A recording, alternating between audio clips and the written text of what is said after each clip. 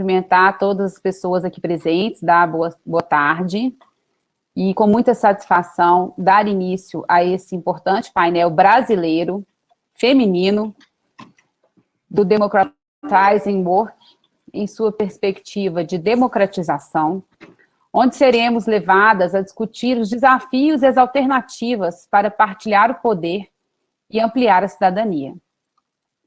Eu sou Maria Cecília Máximo Teodoro, advogada, professora da PUC Minas, pós-doutora pela Universidade de Castilha-La Mancha, pós-doutoranda pela UNB, doutora pela USP e mestre pela PUC Minas.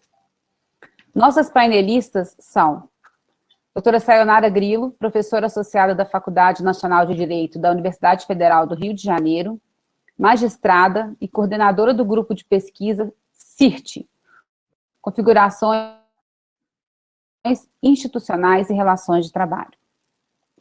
Doutora Raquel Paese, advogada com atuação na área sindical, graduada em Ciências Jurídicas e Sociais pela Universidade Federal do Rio Grande do Sul, pós-graduada em Relações de Trabalho pela Faculdade de Ciências Econômicas da Universidade Federal do Rio Grande do Sul, especialista em Relações Laborais pela Universidade de Castilha-La Mancha, coordenadora do site Democracia e Mundo do Trabalho em Debate.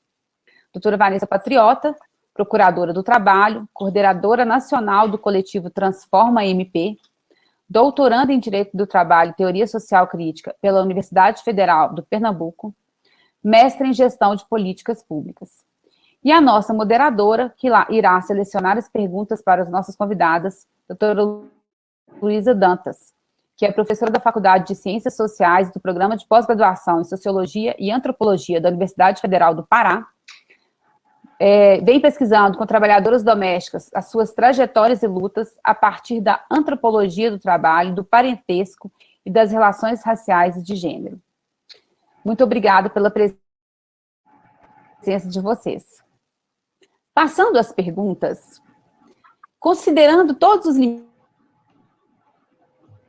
limites e constrangenciedades capitalistas e de mercado, sabemos também que na América Latina em geral, principalmente no Brasil em particular, na atual conjuntura, mas não somente aqui, existem obstáculos e possibilidades para uma maior democratização e partilha do poder. Vanessa Patriota, você enxerga possibilidades para remediar ou reduzir a falta de democracia no mundo do trabalho? Quais seriam? É possível pensar em democracia no sistema do capital?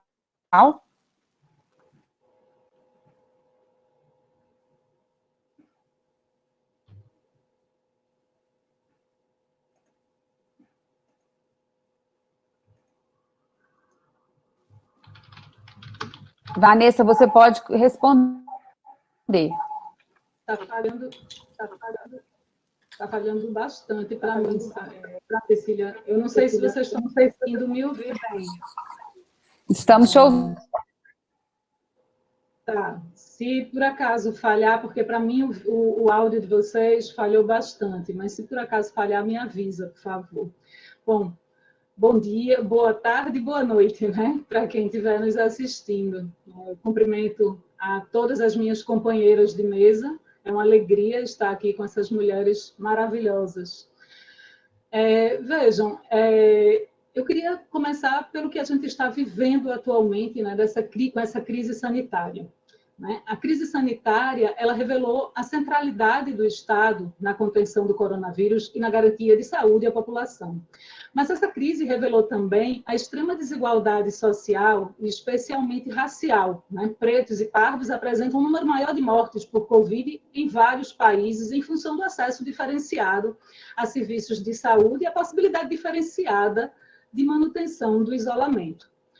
Em muitas comunidades, isolamento e distanciamento social são uma retórica. Né? A gente vive um mundo dividido em dois, inclusive em termos espaciais. A crise revelou ainda a centralidade do trabalho nas sociedades contemporâneas, a importância do trabalho dos cuidados e a desigualdade de gênero nessa seara, tornando mais visível a divisão sexual do trabalho. O trabalho das mulheres nos lares e nas comunidades são, inclusive, o alicerce de sustentação do modo de produção capitalista ao permitir a reprodução da força de trabalho. Mas a formação econômica das sociedades capitalistas trataram de invisibilizar o trabalho dos cuidados e tratá-lo como não trabalho. Então, é preciso entender que essa crise sanitária ela tem natureza capitalista.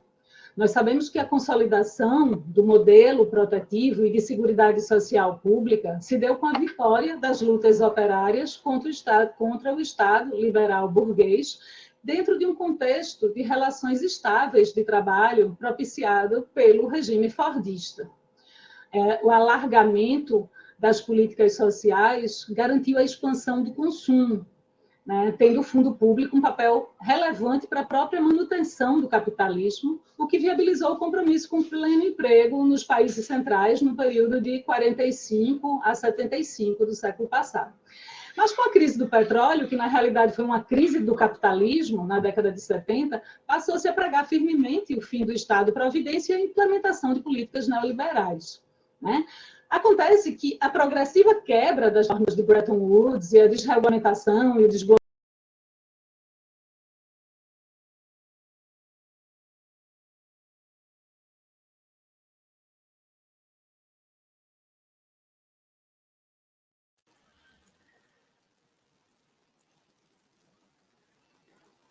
Me parece que a Vanessa caiu aqui.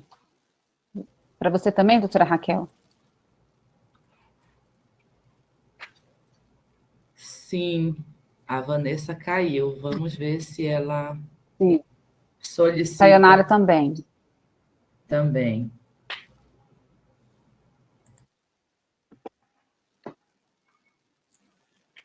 Eu estou na sala, vocês não estão vendo? Sayonara está de volta, a Vanessa ainda não.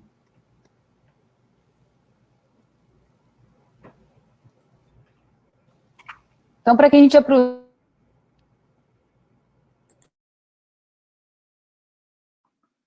Sayonara Grilo, assim que a professora Vanessa se reconectar, a gente faz de novo a pergunta para ela.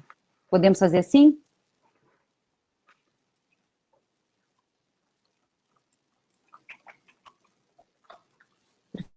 Professora Sayonara, você me escuta? Agora sim. Pode seguir, professora. Vou passar a minha pergunta para você e quando a professora Vanessa retornar, eu pergunto novamente para ela. Perfeito.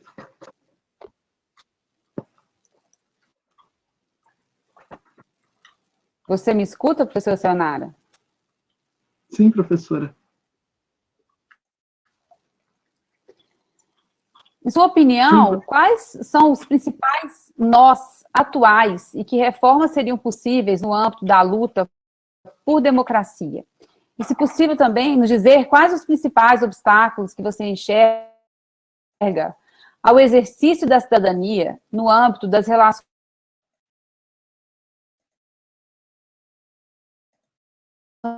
coletivas, de instituições no mundo do trabalho, no âmbito da luta por democracia. Boa tarde a todas e todas. Vocês me escutam, né? Então, antes de mais nada, eu gostaria de cumprimentar todas e todas as pessoas presentes, registrar minha alegria em compartilhar essa atividade acadêmica. Difícil, mas necessária articulação das universidades com a sociedade civil, com os movimentos sindicais, associativos, denotando as possibilidades de entrelaçamento, novos cruzamentos. Paradoxalmente, nesse processo de digitalização e virtualização com o amor das plataformas, esse trabalho remoto nos está permitindo encontrar alguns caminhos para socializar reflexões, construir diagnósticos conjuntos, reaproximar temas, pessoas, ao tempo em que redefine essas noções como distância e proximidade. A pergunta, professor, envolve dois aspectos centrais. O diagnóstico de obstáculos e singularidades, ou seja, o que afeta, obsta, limita ou dificulta o processo de democratização da nossa realidade no mundo do trabalho e locais de trabalho, e o segundo aspecto, as possibilidades para remediar, ou seja, que contribuições as organizações, instituições e atores podem dar nesse processo. Há me parece, pressupostos compartilhados, ou seja, algumas premissas de análise, premissas estas, ao mesmo tempo que epistêmicas, são também políticas, e que devem ser também explicitadas para melhor responder às questões propostas. E que são aquelas explicitadas no próprio manifesto desse evento. Em primeiro lugar, a percepção de que o mercado é o problema, um problema, e que o mercado de trabalho ainda mais, e que, portanto, é preciso desmercantilizar, ou seja, a compreensão do trabalho como mercadoria e todas as injunções decorrentes precisa ser visibilizado e explicitado. Que a utilização da terra, da forma como lidamos, exploramos a natureza e a produção da energia, deve ser estancada e problematizada, e, portanto, é preciso descontaminar, remediar e cuidar no que diz respeito ao nosso tema de hoje. E que, no que diz respeito especificamente à pergunta e ao tema da mesa, no eixo da democracia, o pressuposto compartilhado é que o modo de exercício e organização da sociedade, das estruturas de decisões públicas e, particularmente, das decisões que afetam o trabalho, tanto no nível macro do mundo do trabalho, quanto no micro, locais, espaços de trabalho, quanto as relações de trabalho, esse modo de exercício a partir de estruturas de poder em suas múltiplas dimensões, governamentais, econômicas e laborais, concentradas e exercidas sem controle, é um grave problema. E que esse controle do poder, seja para redução e contenção do exercício arbitrário do poder, da partilha de poder, compreendendo todas as assimetrias existentes, é uma tarefa urgente. Ou seja, democratizar a ideia de um verbo, de uma ação permanente, de um devir contínuo, de um processo, e não como um substantivo ou uma imagem congelada, é uma tarefa constante que deve retornar à ordem do dia das preocupações, não só como o mundo como um todo, mas e não só na esfera dita pública, na medida em que a ideia de democratização de instâncias, uma sociedade absolutamente pautada pelo autoritarismo emergente, mas também nas esferas mercantis e no exercício do trabalho. Então, é nesse eixo que o painel se insere nesse evento e que a questão que a professora coloca é fundamental. Quer dizer, me parece que a questão democrática ela permanece, o limite do poder e da sua partilha, em especial no Brasil, é uma realidade nacional imersa em problemas locais e globais para compreender esse trabalho global e ver o que localmente ocorre. Bem, e dando continuidade, então, me parece que alguns pressupostos são necessários para a construção desses diagnósticos, dos diagnósticos sobre esses obstáculos. Então, eu vou trabalhar aqui com duas chaves de leitura para compreender esses diagnósticos. Um é um eixo de continuidade e mudança, nos planos epistêmicos, normativos institucionais, como processos produtivos. Ou seja, nós temos, por um lado, novas questões emergentes, novos contextos e modos de trabalho, plataformas digitais, processos de exclusão de mulheres e jovens do mercado de trabalho remunerado na pandemia, alargamento temporal e etário das pessoas no trabalho com questões geracionais trazidas, além dos intercruzamentos necessários de raça, gênero e classe. Nós temos novos obstáculos normativos e institucionais, legislações nacionais que reforçam o poder, criam novas desigualdades, desenhos que esvaziam as instituições construídas para a desmercantilização e que reduzem espaços de atuação na arena pública. Nós temos as reformas trabalhistas, previdenciárias, administrativas e, particularmente, a constitucional de teto de gastos, que também afetam e que são eixos importantes para entendermos esses processos de obstáculos a serem superados numa perspectiva de uma democratização.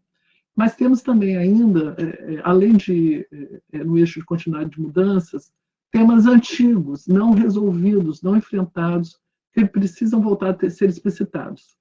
Lembrando que o Brasil, o direito do trabalho sempre foi marcado pela desproteção, pela segmentação, pela ausência de universalidade, pela ausência de efetividade, que o nosso direito coletivo, e, portanto, os mecanismos de equacionamento de conflitos construídos para tentar dar voz a quem não tem voz, sempre foi estruturado sem sustento e apoio, a liberdade sindical como uma promessa e uma normalização da imunização dos locais e ambientes de trabalho, as formas de dissenso ou de conflito, e a normalização da ideia de um poder concentrado, único, do empregador, com o exercício de múltiplos poderes. Então, assim, estes são pequenas chaves de leitura para a construção desse diagnóstico, né? E uma segunda chave de leitura, ainda nesse diagnóstico, é a percepção de que nós temos especificidades num país que é periférico, que está na divisão internacional do trabalho, que tem desigualdades regionais, formações históricas coloniais, uma formação histórica colonial, assentado na superexploração do trabalho, tem desigualdades categóricas, essas desigualdades categóricas são persistentes, são duradouras e obstaculizam o acesso aos bens da vida, às arenas e decisões e dos trabalhadores como um todo, né? Ou seja, o déficit democrático, né, e de ausência de voz para o conjunto da classe trabalhadora, lembrando que na sociedade brasileira, de modo diverso de outros países, né, ela é marcada por uma cultura autoritária, aquilo que Marilena Chaui já dizia na década de 80, né, e o dito expressão popular é que explicita e naturaliza essa cultura, né, manda quem pode, obedece quem tem juízo, né, explicita exatamente a normalização de um poder e a ausência de participação dessa classe trabalhadora. Mas é necessário reconhecer que nesse conjunto, nessa classe, há sujeitos ainda sem voz, motivo pelo qual devemos agregar essas dimensões de classe também gênero, raças, etnias, reconhecendo as especificidades e desigualdades ainda maiores. E esses sujeitos que não são sequer reconhecidos como trabalhadores, ou pelo tipo de trabalho que realizam, ou também submetidos a múltiplas invisibilidades, com naturalização das desigualdades, ausência de reconhecimento. Ou seja, a segunda chave de leitura que proponho para ver esses obstáculos é a da interseccionalidade e de um país periférico marcado pela superexploração do trabalho. O nosso tema, né, e as questões relacionadas à perspectiva da partilha e a pergunta, os principais obstáculos ao exercício da cidadania no âmbito das relações de trabalho no Brasil, qual a contribuição que os atores e instituições podem dar no âmbito da luta para a democracia, implica, portanto, por um lado, nesse diagnóstico. Por outro lado, implica também perceber e diagnosticar as dificuldades e onde está o núcleo da grande questão. E a grande questão que me parece é que a questão democrática no Brasil permanece sendo o controle e o limite do poder e a sua partilha, né? Um poder sem controle, um poder exacerbado com múltiplos autoritarismos. Também é importante dizer que a expansão das lutas sociais, a desmercantilização e a institucionalização estabeleceram alguns diques de contenção ao mercado e ao poder empregatício nos anos gloriosos em países centrais, não foram trazidos para nós aqui no Brasil, né? E que não foram poucos no Brasil os tempos de expansão, de democratização e de reconhecimento de voz coletiva às organizações dos trabalhadores numa perspectiva de redução das assimetrias, né? Também é importante dizer que a dinâmica e a instabilidade entre nós, né, prossegue e se amplia, já que os diques de contenção que entre nós existiam, sejam as instituições construídas duras penas, né, pelos sindicatos, pelas as instituições que desmercantilizam o mercado de trabalho, justiça do trabalho, as instituições públicas, as instituições privadas, que já eram frágeis, né, foram praticamente explodiram, digamos assim, estão sendo esvaziadas, né, de várias formas, né? E esse processo de esvaziamento contínuo, de erosão dessa institucionalidade, de erosão da democracia entre nós, também correspondem a momentos de reforço do poder e remercantilização do poder. Então, em 4 eixos, digamos assim, é necessário, entre nós, ao meu ver, explicitar como obstáculos. No plano normativo, né, um obstáculo central, né, a própria ideia da reforma trabalhista e de um reformismo sem fim, ou seja, a existência de legislações hoje que modificam o eixo, né, da regulação pública do trabalho, da regulação do trabalho entre nós, né, esvaziando o direito do trabalho daquela noção central, e isso me parece que deve ficar bem assentado já classicamente Karl Frauen dizia que o direito do trabalho era o direito que visava reduzir as assimetrias, né, para permitir dar voz a quem voz alguma não tinha, ou seja, na verdade, o núcleo básico do direito do trabalho seria a contenção do poder, a redução do poder, né, e entre nós, esse núcleo do poder do empregador, do poder empregatício, ele jamais foi atingido, né? O nosso direito do trabalho no Brasil, né, ele sempre se caracterizou por um unilateralismo, né, e não jamais se explicitou no âmbito de um pluralismo, ou seja, de um reconhecimento de sujeitos desiguais, de uma conflituosidade como intrínseca e inerente às relações de trabalho, e, portanto, é necessário, e tudo isso foi reforçado a partir das reformas trabalhistas, né, que esvaziam os sindicatos, retiram os recursos de poder, né, e também criam maiores incertezas. Né? Então, por um lado, acho que esses obstáculos devem ser superados.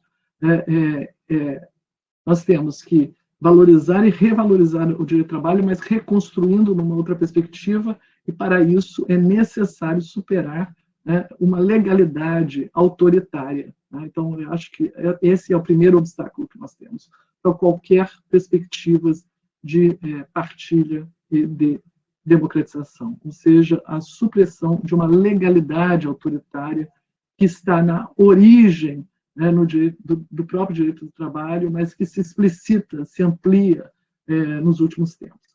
Nós temos que conter, em segundo lugar, um projeto de destruição institucional, né, que se explicita com a imunização, a imunização do mercado de trabalho às instituições de controle, né, e também de uma redução do poder das instituições, uma imunização da atuação dessas próprias instituições. E aí digo, particularmente, também da própria Justiça do Trabalho, esvaziada e contida, não só pela reforma trabalhista, mas também com múltiplas reformas internas e externas, ou seja, de origens diversas, que levam à criação de maiores obstáculos e que obstam a partilha do poder. Né? E com também um processo de, reconhecendo que há em curso um processo de conversão, reconversão e ataque sistemático, né, para a desqualificação dos sindicatos. E por isso eu acho muito importante que essa mesa seja partilhada por mulheres que, de perspectivas e momentos e formas de inserção diversas, podem nos trazer um pouco leituras sobre espaços e diagnósticos distintos a essas formas de resistência, né, ao processo de degradação que se dá em nossa sociedade pelo reforço dos processos de autoritarismo e de desdemocratização. No Brasil, se o tema da democracia e se o tema da partilha de poder é um tema hoje global, como o painel, enfim, o seminário já demonstra, diante das ações de aviltamento das instituições construídas ao longo do século XX para equacionar as tensões entre democracia e capitalismo, buscando, sob o fluxo do neoliberalismo, recuperar para o capital espaços e arenas abertas para os fluxos de transformações cunhados pelas classes trabalhadoras na cena pública, e se esse processo de degradação do direito do trabalho e da regulação do trabalho supõe deposição, deslegitimação dos atores e intérpretes, entronizando os valores e pilares da justiça de mercado em detrimento dos pilares da justiça social.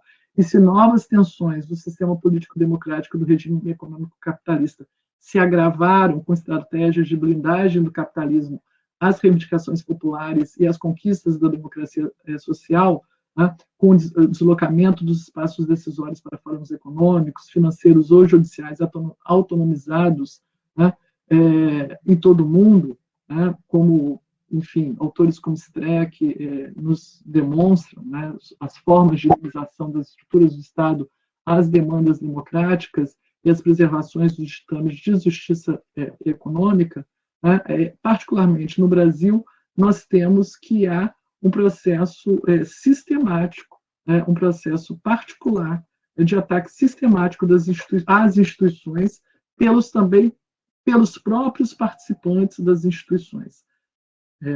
Então, nós temos aí ataques e um esvaziamento externo e interno. Né? E esse esvaziamento, o ataque sistemático e esvaziamento das instituições, que desconstroem, remodelam e reorientam, né? Reforçando e ampliando assimetrias, né? Obstam também a capacidade de remediar, de retardar ou diminuir, né, as assimetrias existentes. Me parece que, para nós, e aí já chegando na segunda parte, feito esse diagnóstico original e situando alguns obstáculos que eu coloco a partir do início, né, é importante dizer que, se o problema central da construção de sociedades democráticas e de uma democratização das estruturas do trabalho sempre foi exatamente, né, como regular e conter o poder, e nas origens, né, o poder, ao poder das corporações se construiu o Estado moderno, ao poder do Estado se construiu o constitucionalismo, estabelecendo limites, né, a esse poder, ao absolutismo do Estado. Se ao poder do mercado, ao poder econômico se constroem e se construíram direitos sociais e controles do poder econômico, hoje nós temos a emergência de novos poderes. Né? Em primeiro lugar, então, compreender que há novos poderes, que esses novos poderes também passam por reestruturações produtivas, como um poder algorítmico, uma supervalorização de um poder de plataformas, né, no âmbito de um capitalismo de vigilância, ou seja, há aí uma maximização de poderes. Né, é necessário, portanto, reconhecer a existência desses novos poderes, reconhecer as ameaças para a democracia que o sistema de digitalização, que a lógica do poder algorético e do poder algorítmico e as novas subordinações que decorrem dessa extração de dados, por um lado, o capitalismo de plataforma, exigem também a criação e desenvolvimento de novas tecnologias de controle, ou seja, o controle das tecnologias, o controle desse poder, refundar,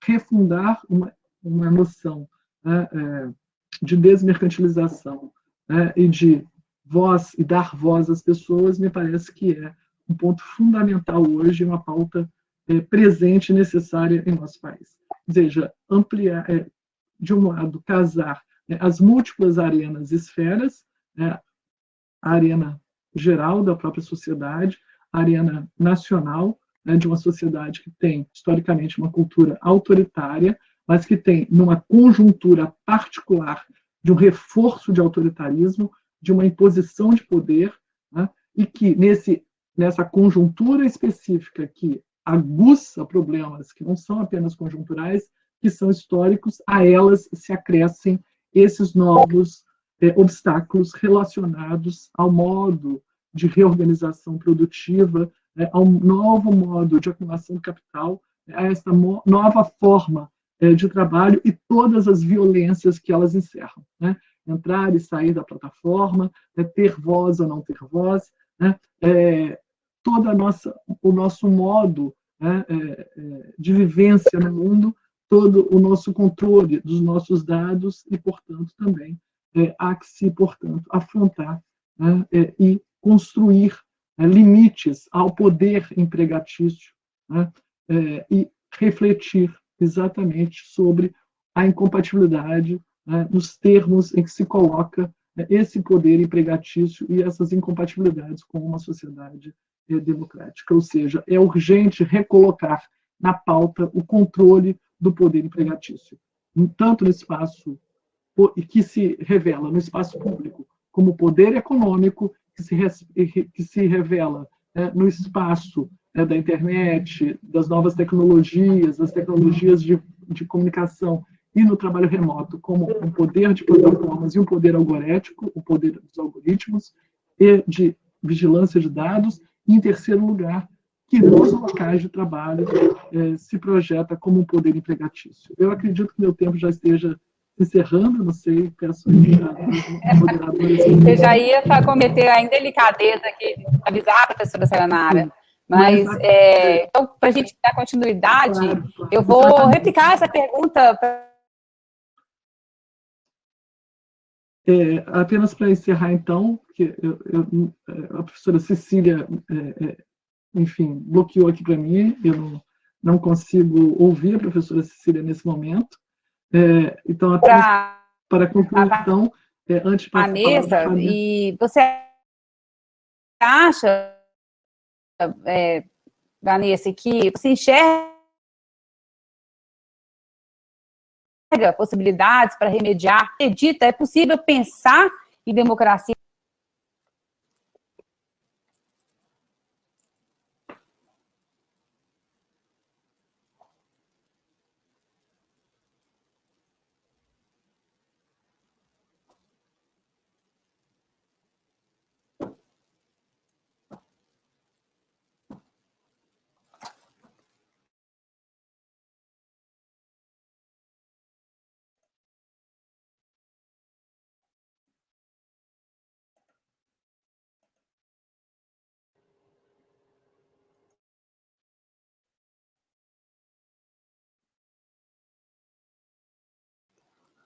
Bom, para a gente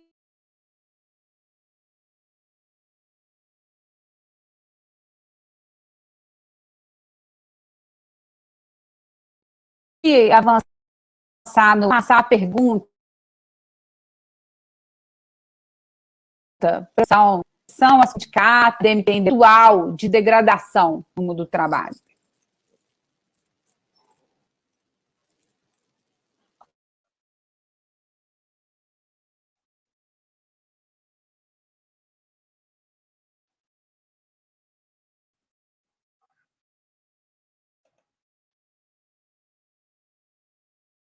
Bem, eu realmente não sei se a Vanessa está conseguindo falar. Me parece aqui, então, que a professora Cecília... Eu não consigo ouvir a professora Cecília. Vocês me escutam? Vocês me escutam? Que eu posso repetir a pergunta que fiz a Vanessa. Todos escutam agora? Escutar, sim, mas a professora Vanessa vai precisar abrir o microfone dela, porque ela está com o microfone fechado, e por isso nós não conseguimos ouvi-la. Vanessa, seu microfone está desligado. Então, vamos passar para a doutora Raquel Paese, eu acho que fica melhor. Então, eu vou repetir a pergunta que eu te fiz. Doutora Raquel, no mundo do trabalho, qual você acha que são as contribuições dos movimentos sociais, dos sindicatos, das associações, da sociedade civil, para enfrentar esse quadro de degradação atual?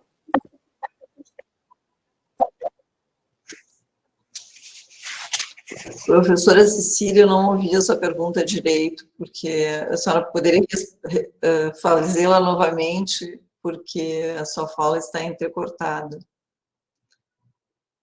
Eu acho que a doutora Sayonara, a professora Sayonara não conseguiu completar a sua exposição, mas se quiserem eu inicio a minha. Eu posso repetir? Pode ser? Tinha pergunta. Pode ser, sim. Eu não consegui concluir, mas eu realmente percebi que o meu tempo já estava esgotado.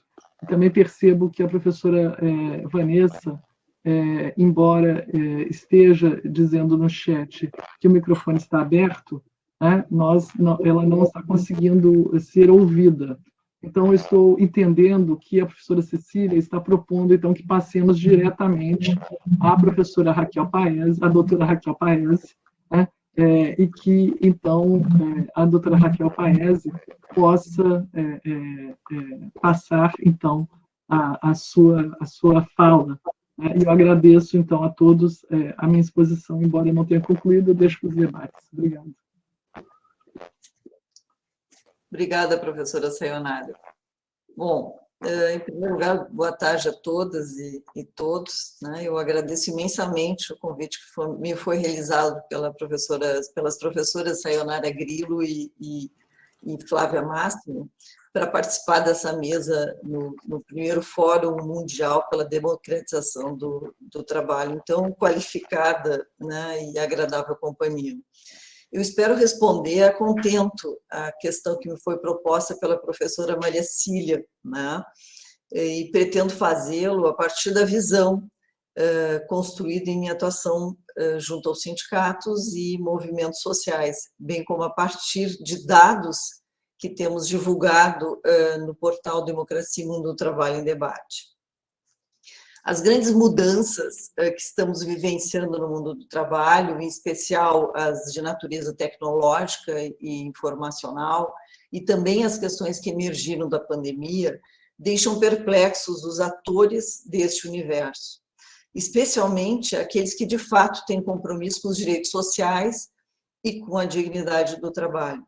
O cenário que temos diante de nós no mundo do trabalho é devastador. Precariedade, desregulamentação, temporalidade, travestimento laboral, como dizem os espanhóis, e desemprego são as marcas do trabalho no nosso tempo. A pandemia acentuou e escancarou tudo isso. Fez crescer as desigualdades. Gerou uma redução de 250 milhões de empregos no mundo. No Brasil, a taxa de desemprego está a mais de 13%, ou seja, temos mais de 14 milhões de desempregados. O número de empregados no setor privado sem contrato formal é de 19%, ou seja, mais de 10 milhões de trabalhadores nessa situação. E a taxa de informalidade atinge mais de 40% da população ocupada, mais de 36 milhões de trabalhadores nessa situação também. E o número de desalentados, ou seja, aquelas pessoas economicamente ativas que desistiram de procurar emprego, subiu de 1.460.000 em 2014 para em torno de 6 milhões no ano de 2021. Há, portanto, é um quadro assustador, e há, portanto, no nosso país, muito trabalho sem proteção jurídica. Quem trabalha hoje ao amparo do direito do trabalho, a pergunta que foi feita pelo juiz italiano Umberto Romagnoli, cuja resposta, considerando a situação brasileira, está expressa nos dados anteriores, deve ser tomada como uma necessária provocação por todos nós, no sentido de pensarmos saídas e alternativas. A provocação do professor Romagnoli nos induz a refletir sobre o papel de cada um dos atores sociais na construção de saídas. E nos cabe aqui, inicialmente, refletir sobre o ator em relação ao qual se espera um protagonismo central, os sindicatos. Os sindicatos, que representam coletivamente os trabalhadores, estão diante de um enorme desafio. E são muitos e diversos os entraves a superar no Brasil. Os sindicatos vêm sofrendo uma redução drástica de sua representação, na medida em que abarcam quase exclusivamente os trabalhadores formais. Então, é preciso ampliar urgentemente a sua representação para abraçar a totalidade dos trabalhadores, assalariados e não assalariados. É necessário um olhar especial para esse universo de trabalhadores não assalariados, como aqueles que atuam em aplicativos ou plataformas, universo que teve um crescimento exponencial na pandemia. Não é tarefa fácil criar alternativas e perspectivas para o mundo do trabalho na conformação que está lhe sendo imposta pelo capitalismo financeiro global.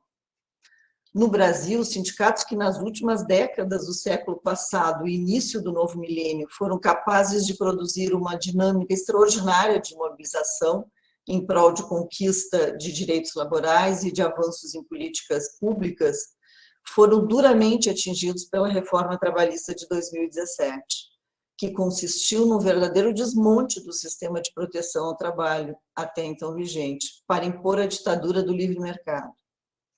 A reforma visou também provocar um desmanche dos sindicatos, esvaziando suas fontes de custeio, com consequente e forte diminuição de sua capacidade de ação. Clemente Gans, diretor técnico do Diese por mais de 20 anos, chamou atenção para o fato de que desde os anos 40 nunca tínhamos vivenciado uma adversidade de tal magnitude, na qual empresários, governo, congresso são contrários aos sindicatos. E essa adversidade, a meu ver, lamentavelmente, está evidenciada também no judiciário, especialmente nos tribunais superiores, bem como no Ministério Público do Trabalho, pela atuação da maioria de seus membros, tudo potencializado pela grande mídia conservadora. Há uma agenda clara de redução de direitos dos trabalhadores e enfraquecimento dos sindicatos. Esses são considerados empecilhos para as empresas que não querem se submeter à redução de seu poder de contratação da mão de obra da forma que lhes permita uma expropriação maior de riqueza. Diz o professor Ricardo Antunes que o capital sabe que não pode prescindir do trabalho, porque não se valoriza sem ele. Sem trabalho não há riqueza, é verdade. Mas que tipo de trabalho interessa ao capital? Um trabalho cada vez mais desprovido de direitos, mais informal, funcionando como apêndice de uma máquina que domina o mundo, segundo Antunes. Assim, se entendermos que o trabalho humano é verdadeira riqueza, precisamos resgatar a centralidade do trabalho. Desculpa, a riqueza das nações. Nós precisamos resgatar a centralidade do trabalho. E os sindicatos têm um papel fundamental nesse sentido. Os trabalhadores não podem prescindir da representação coletiva. Mas é preciso reconhecer que há um descompasso entre novas demandas que surgiram das profundas mudanças contemporâneas no mundo do trabalho e a maneira como atuam os sindicatos. É urgente que os sindicatos se reinventem para resgatar o seu protagonismo junto aos trabalhadores e à sociedade.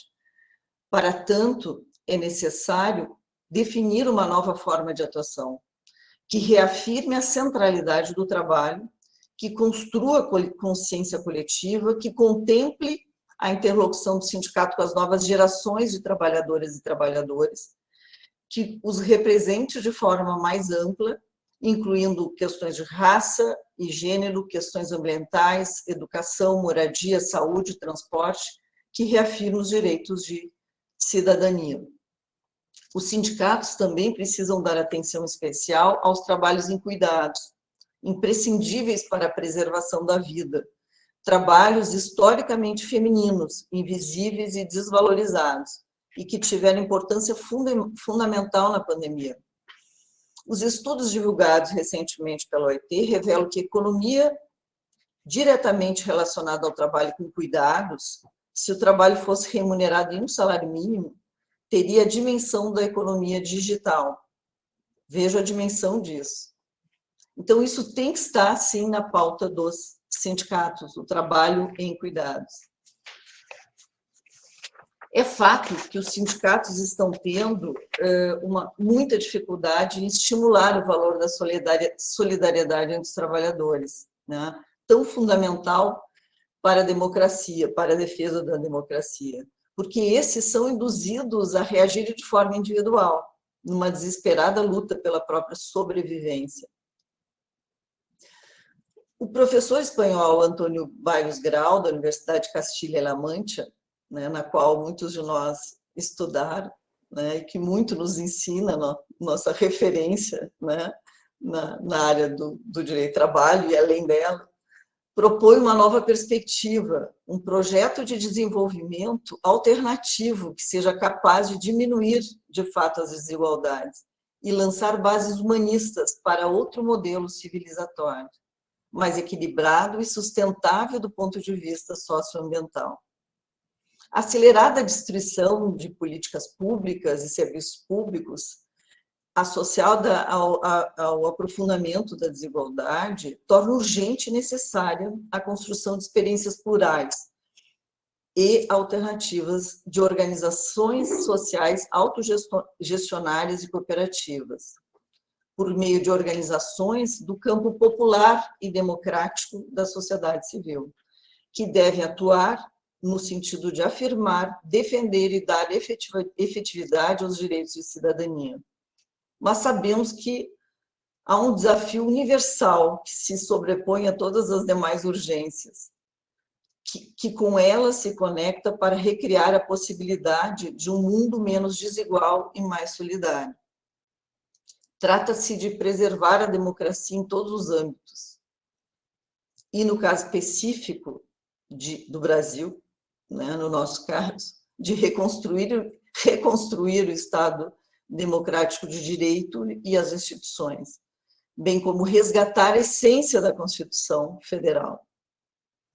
Essas conquistas históricas da humanidade estão claramente ameaçadas pela fragmentação social, pelo desprestigiamento da política, pela privatização do público, pela mercantilização do Estado, pela tecnocracia e, mais recentemente, pelas ameaças totalitárias, como no caso, lamentavelmente, como no caso brasileiro.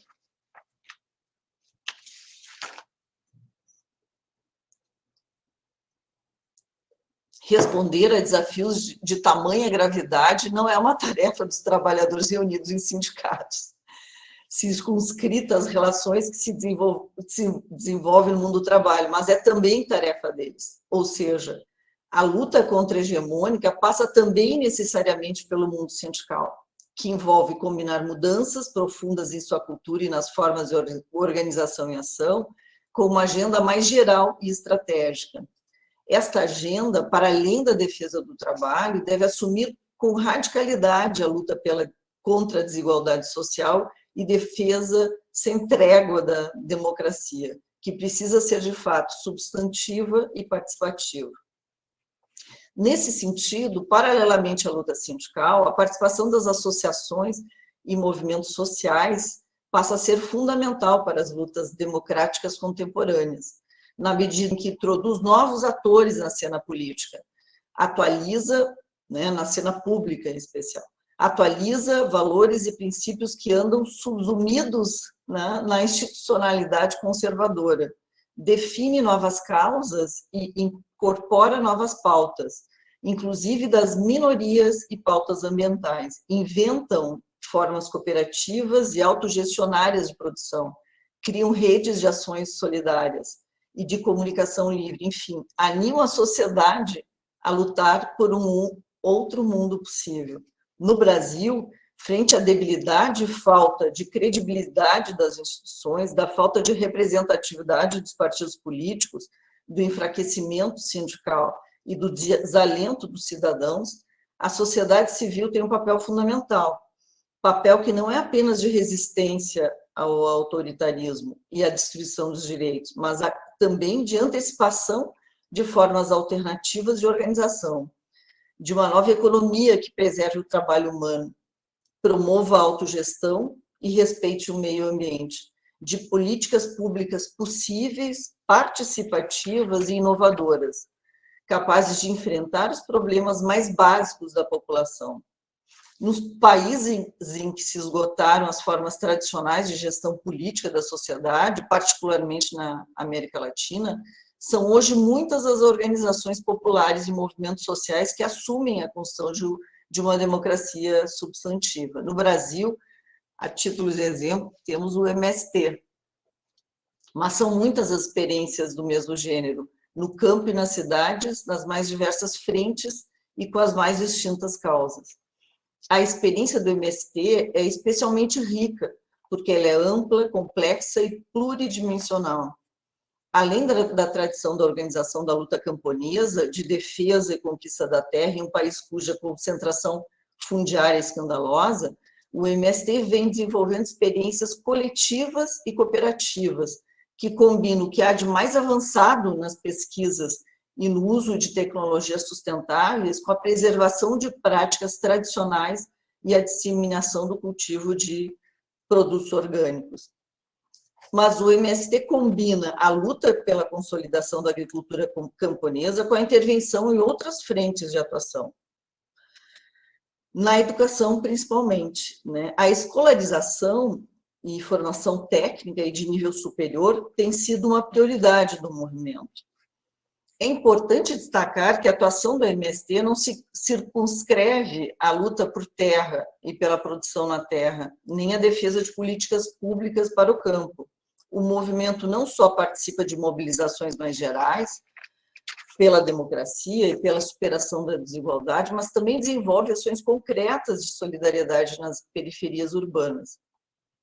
Assim como a experiência do MST, muitas outras iniciativas estão em curso para dar suporte aos movimentos e oferecer à sociedade informações e conhecimentos que ajudem a compreender as brutais transformações em curso e a esclarecer as causas da desigualdade e da crise da democracia.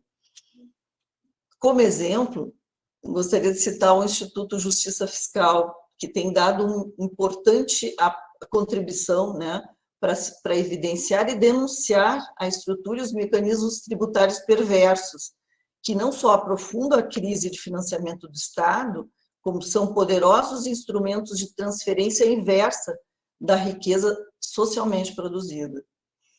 Embora a natureza e as características diversas, também papel semelhante de fomentar o debate vem cumprindo o portal do MT em Debate, no qual participo, que é reconhecido como um espaço democrático de disseminação do saber e de informação, com contribuição de sindicalistas, acadêmicos e profissões de diversas áreas de conhecimento, que busca examinar de forma crítica as questões atuais do mundo do trabalho, suas causas e efeitos e a sua complexa relação com a própria crise do Estado democrático.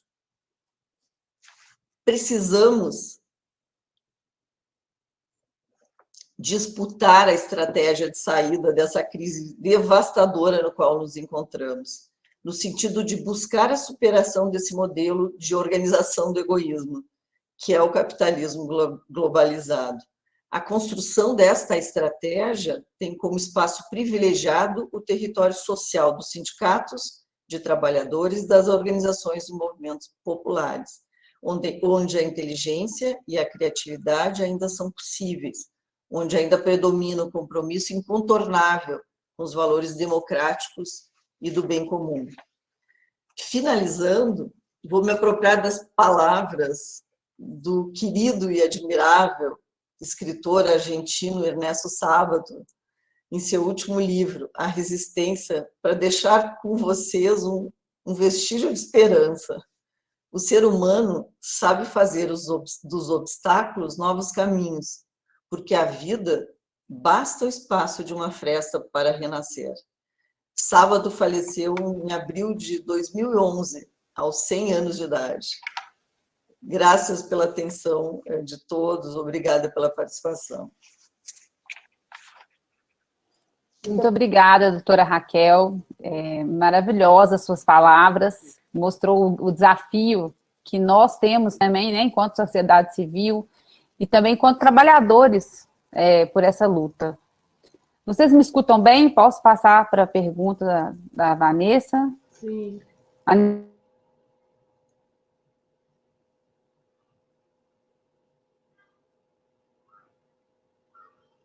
Agora falhou novamente.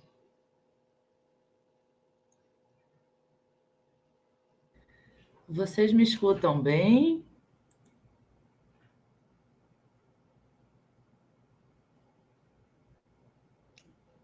Eu posso fazer a pergunta para a Vanessa, então, se todas estiverem me escutando.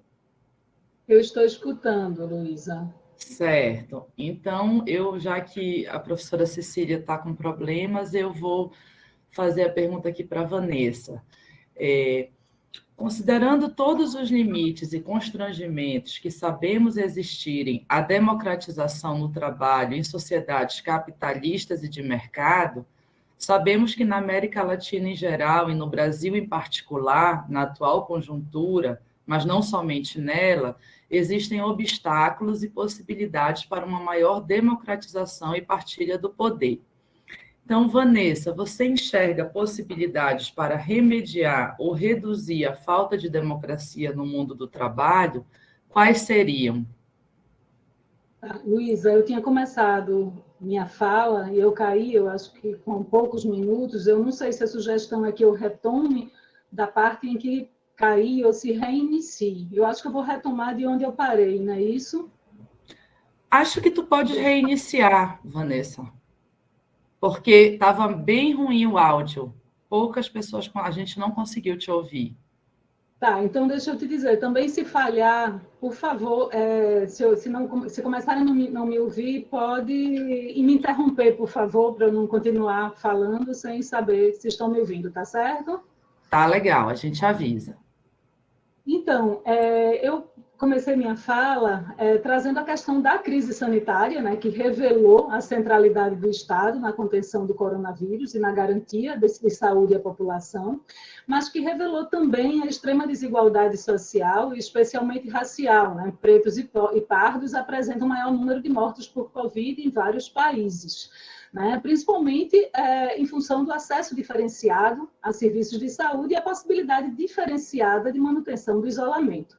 Em muitas comunidades, o distanciamento social, o isolamento, são uma retórica, né? Vivemos em um mundo dividido, inclusive em termos espaciais. E a crise revelou ainda a centralidade do trabalho nas sociedades contemporâneas, a importância do trabalho dos cuidados e a desigualdade de gênero nessa seara, tornando mais visível a divisão sexual do trabalho. O trabalho das mulheres nos lares e nas comunidades são, inclusive, o alicerce de sustentação do modo de produção capitalista ao permitir a reprodução da força de trabalho. Mas a formação econômica das sociedades capitalistas trataram de invisibilizar o trabalho dos cuidados e tratá-lo como não trabalho. Então, é preciso entender que essa crise sanitária ela tem natureza capitalista. Nós sabemos que a consolidação do modelo protetivo e de seguridade social pública se deu com a vitória das lutas operárias contra o Estado liberal burguês dentro de um contexto de relações estáveis propiciada pelo regime fordista.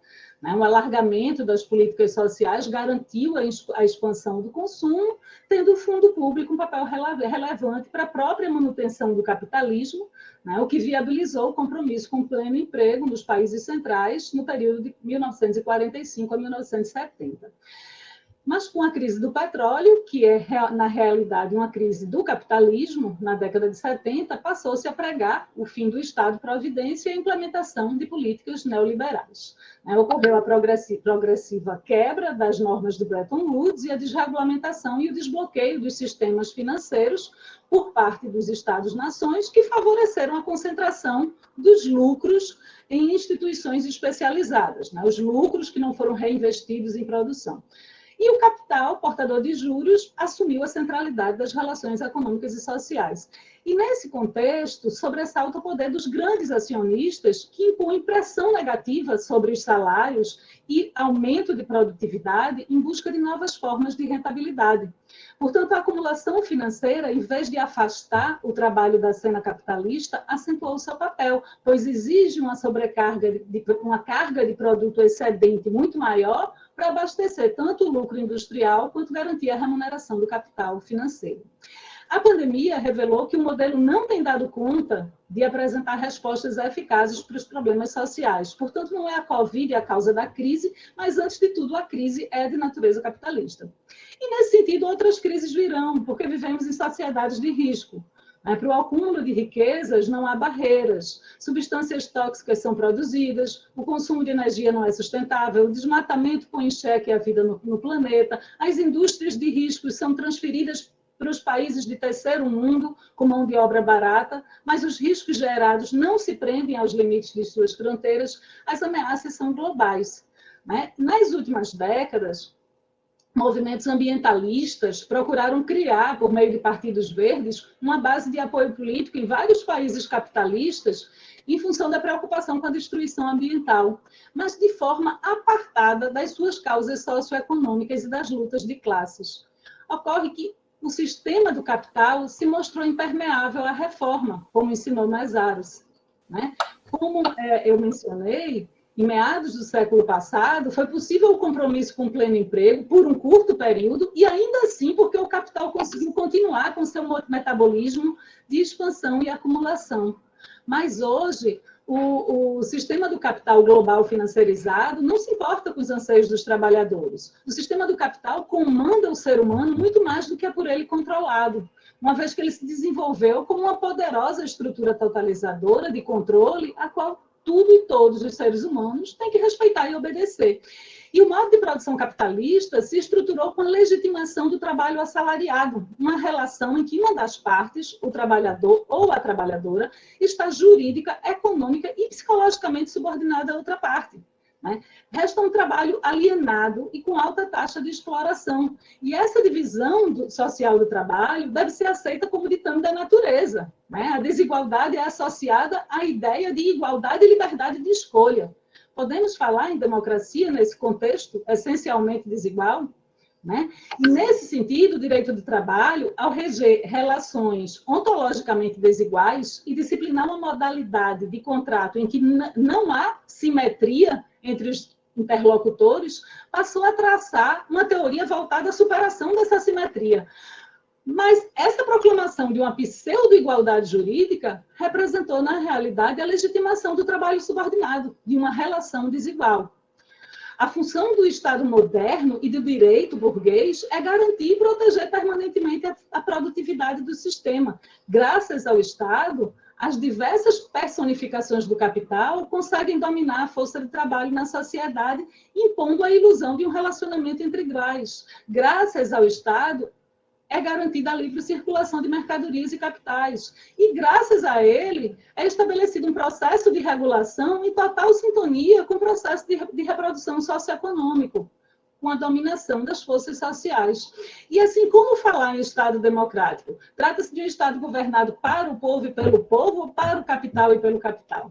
A grande questão que eu acho que se impõe no século XXI é buscar alternativa à subordinação estrutural e hierárquica do trabalho ao capital. É necessário entender que não se trata apenas de mais uma crise, trata-se de uma crise estrutural do capital. É preciso partir da centralidade do trabalho para, então, pensar em novas formas de sociabilidade que instituam uma alternativa hegemônica a essa ordem estabelecida, que estabeleça uma relação entre o ser humano e a natureza a partir de suas necessidades elementares, que resgate o sentido da vida e do trabalho dentro de um conceito ampliado que inclua, inclusive, o trabalho dos cuidados, uma vida cheia de sentido, né? Pois o sentido do trabalho que estrutura o capital acaba sendo desestruturante para a humanidade, como ensinou Ricardo Antunes, muito bem lembrada pela doutora Raquel. Então, a emancipação social não virá por meio das instituições burguesas, ela virá da luta dos trabalhadores, aliados aos diversos movimentos e organizações da sociedade que busquem destruir o modelo do capital. Mas mesmo dentro de uma instituição burguesa, pode-se facilitar ou não essas lutas. O Ministério Público do Trabalho, por exemplo, instituição da qual eu faço parte, tem por função garantir o respeito aos direitos sociais e individuais indisponíveis na área trabalhista. Com isso, a gente atua para que os direitos dos trabalhadores sejam garantidos, principalmente dos trabalhadores assalariados, pois essa é a relação primordial no sistema do capital. Claro que é muito melhor ser um trabalhador subordinado com os respectivos direitos garantidos do que um trabalhador subordinado sem direitos, mas é preciso ir além. Então, nós podemos contribuir para a criação de uma jurisprudência que facilite as lutas sociais, ou ao menos que não atrapalhe essas lutas. Favorecer a atuação das organizações sindicais no espaço e no tempo, as novas formas de diálogo social, a ampla liberdade de filiação, de representação, de definição dos interesses pelos quais se deve lutar. No Brasil, o direito de greve ainda não é amplo, embora a nossa Constituição garanta que é livre a associação profissional ou sindical, que é obrigatória a participação dos sindicatos nas negociações coletivas de trabalho, que é assegurado o direito de greve, competindo aos trabalhadores decidir sobre os interesses que devem, por meio da greve, defender. Vem ocorrendo demissão em massa de trabalhadores em inúmeras empresas, sem a participação dos sindicatos profissionais nas negociações. Tribunais vêm declarando abusividade de inúmeras greves. Se a greve é por motivo econômico ou político, então, certamente será declarada abusiva. Vejam, as questões econômicas e políticas têm repercussão direta na vida dos trabalhadores. Não há por que ser considerada a abusividade da greve nesse contexto. E, por outro lado, as entidades sindicais não podem se limitar aos trabalhadores subordinados, em um contexto onde a informalidade é enorme e o trabalho dos cuidados é tão relevante. Se os membros do Ministério Público do Trabalho sempre priorizaram o direito individual do trabalho, deixando as questões coletivas para as entidades sindicais, é preciso inverter essa prioridade para facilitar a mobilização dos trabalhadores e o fortalecimento tanto da luta reivindicatória quanto da luta emancipatória. Então, há dois, né? A gente sabe que há dois tipos de luta comumente identificados no interior das organizações sindicais, né? A luta de caráter reivindicatório e a luta de caráter emancipatório. A luta de caráter emancipatório, ela tem uma contextualização mais ampla e política, porque visa a emancipação social, a liberdade da força de trabalho frente ao capital, a garantia da condição de sujeito dos trabalhadores, né? A luta de natureza reivindicatória, ela se volta à melhoria direta das condições de trabalho e, em regra, acontece no interior das estruturas produtivas, sendo responsável pelo estabelecimento de inúmeros direitos, né? Férias remuneradas, limitação da jornada de trabalho, fixação de idade mínima para trabalhar, né?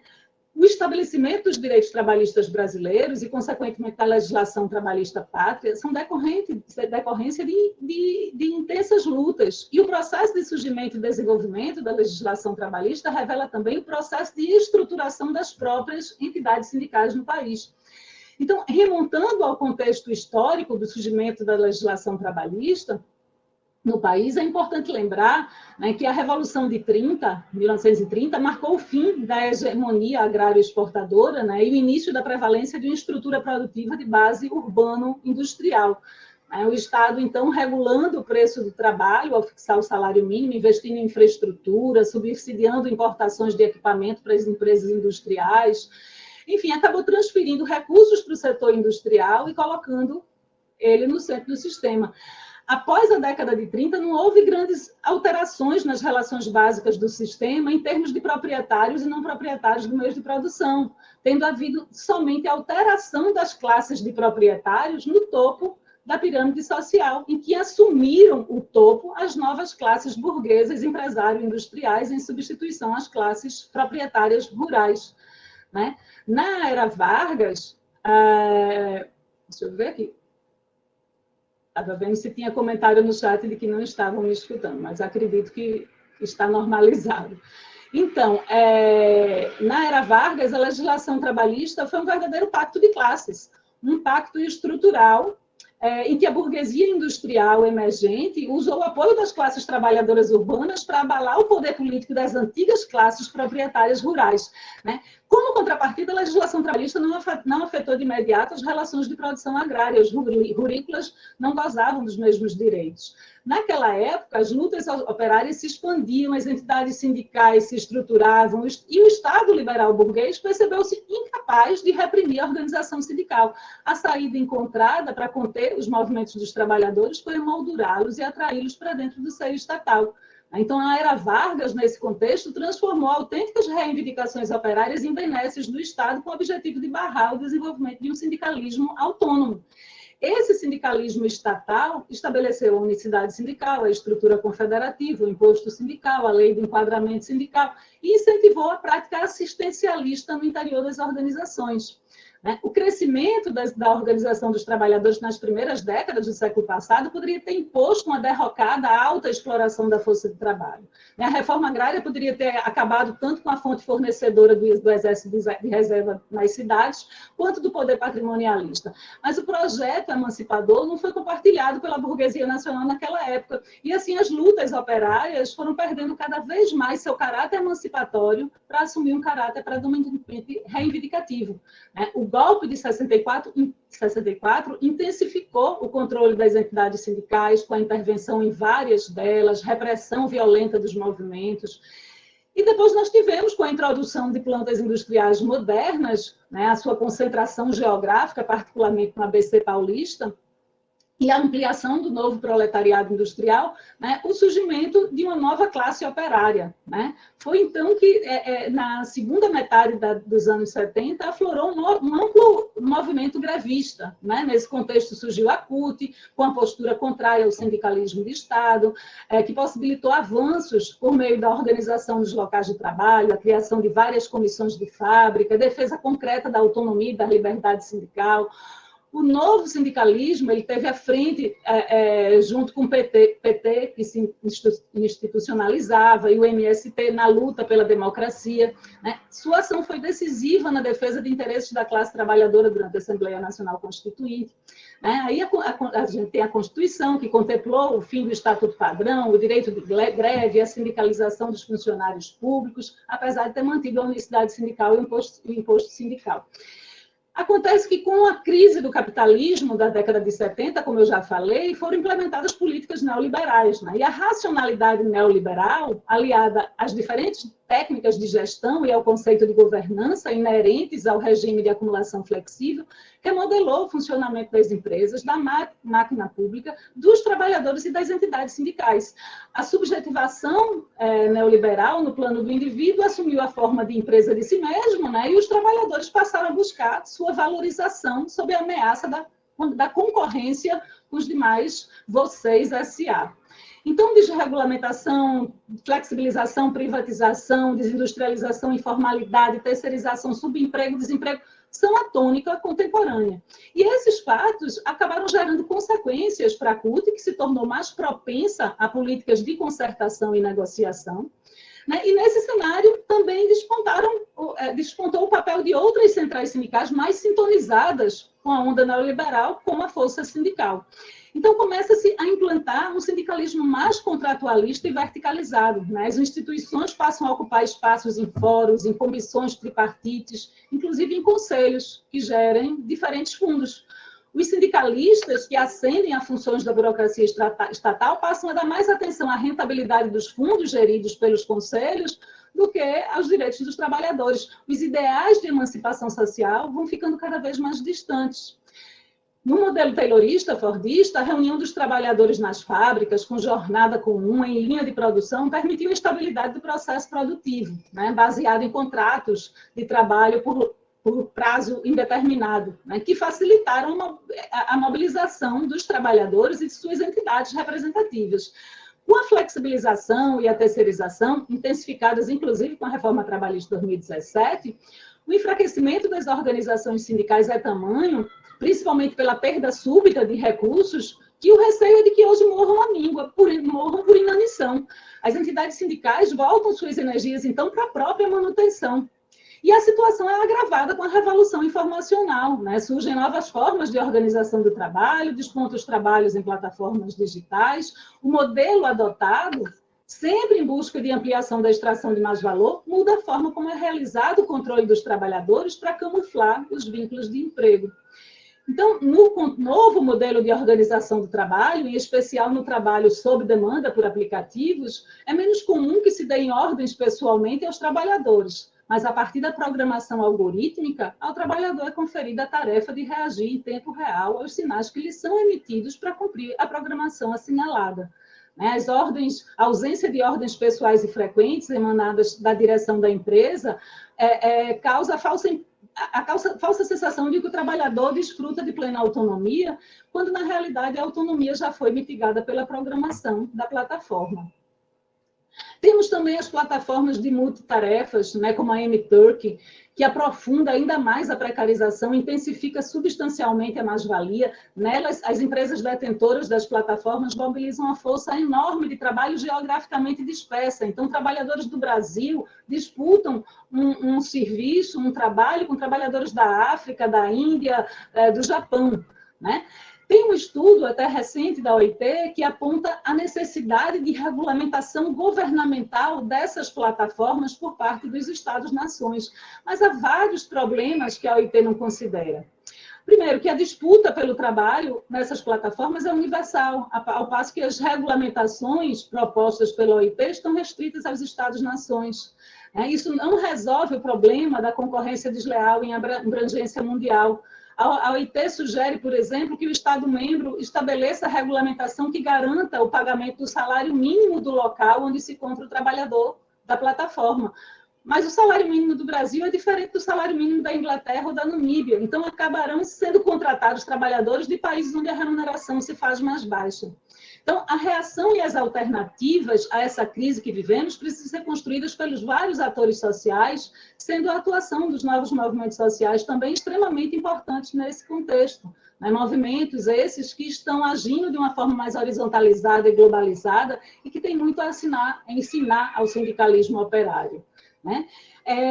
No entanto, aqui a questão é que é uma forte crise envolvendo o sindicalismo contemporâneo provocado pelo crowdsourcing, pela informalidade, pela terceirização, que fragmentaram as categorias profissionais e pulverizaram os locais de trabalho.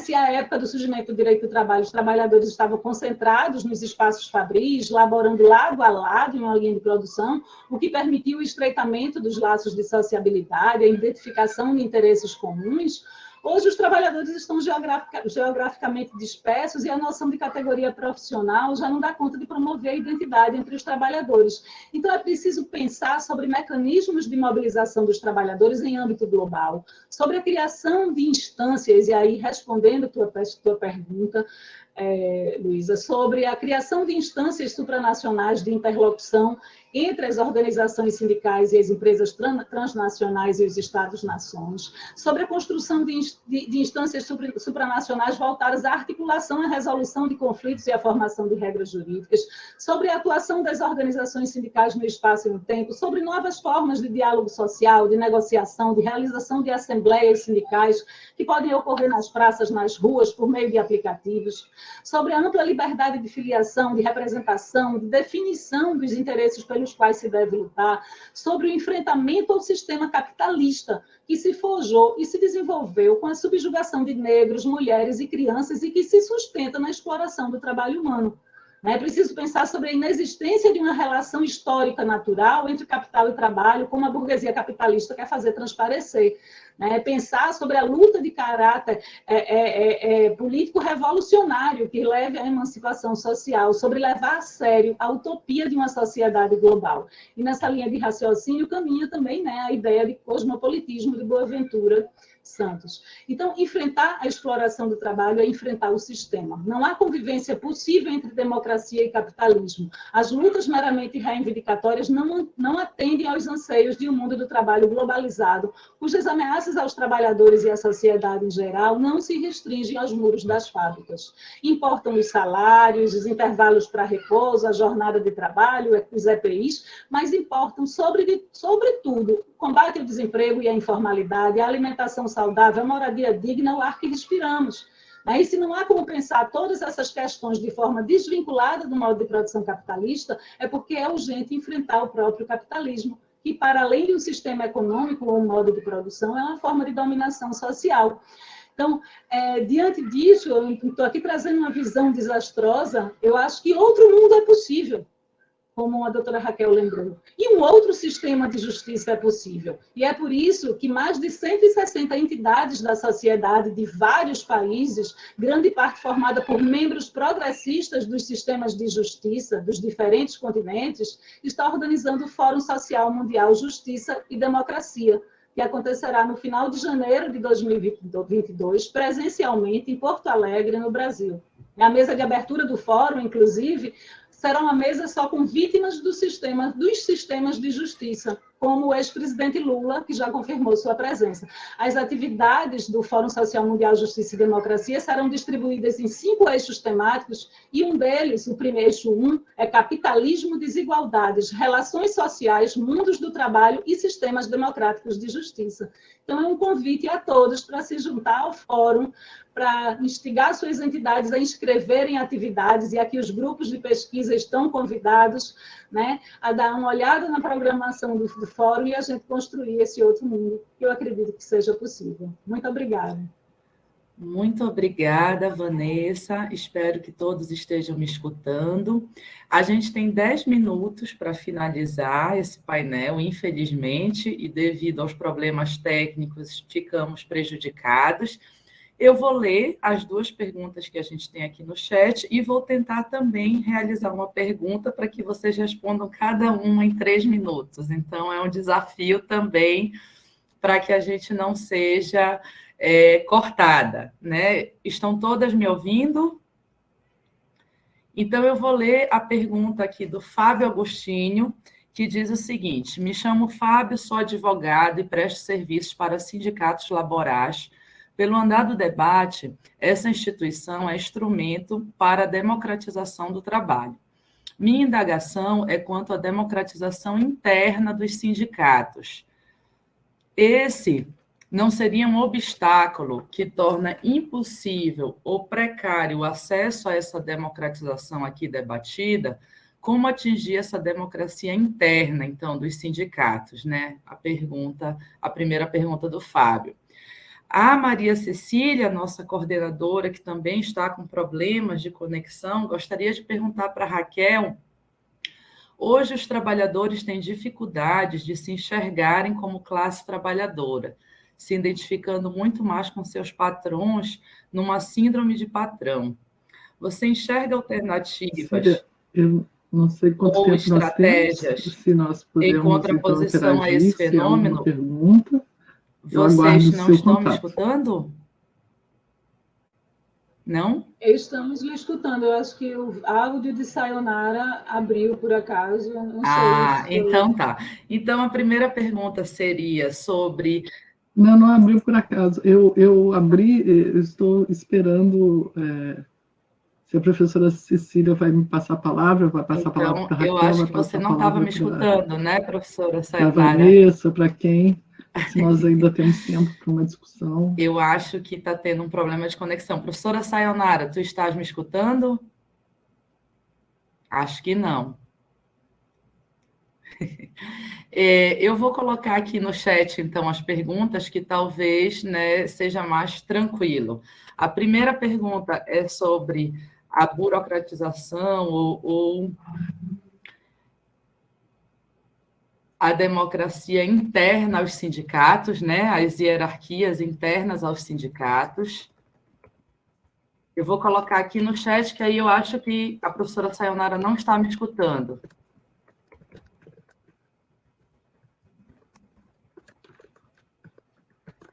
A segunda diz respeito à falta de identificação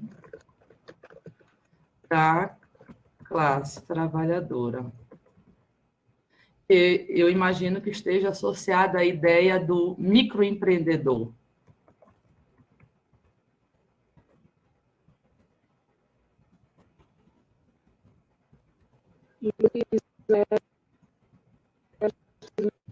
Mas no privado, sem interesse em responder a pergunta. Eu não estou mais ouvindo vocês.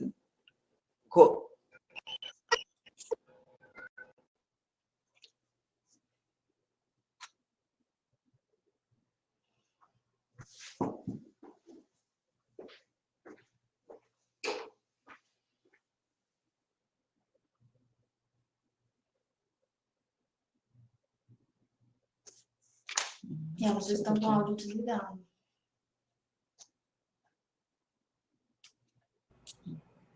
Gente, então, infelizmente, devido a problemas técnicos e de conexão, a dificuldade da gente conseguir dialogar, interagir, eu vou agradecer a presença das professoras Sayonara Grilo, Vanessa Patriota, Raquel Peazzi e Maria Cecília Teodoro. Infelizmente, o nosso tempo está acabando e, para além disso, nós poderíamos, né, continuar discutindo, conversando, respondendo os questionamentos das pessoas que estão participando da sala, mas, infelizmente, nós vamos ter que finalizar agradecendo a participação de todas as palestrantes e os ensinamentos, e aguardando uma próxima oportunidade em que a gente use outra plataforma que nos beneficie uma interação de melhor qualidade. Então, gostaria de dar boa tarde a todas, a todos e a todes, e muito obrigada pela participação aqui no nosso painel. Tchau, tchau.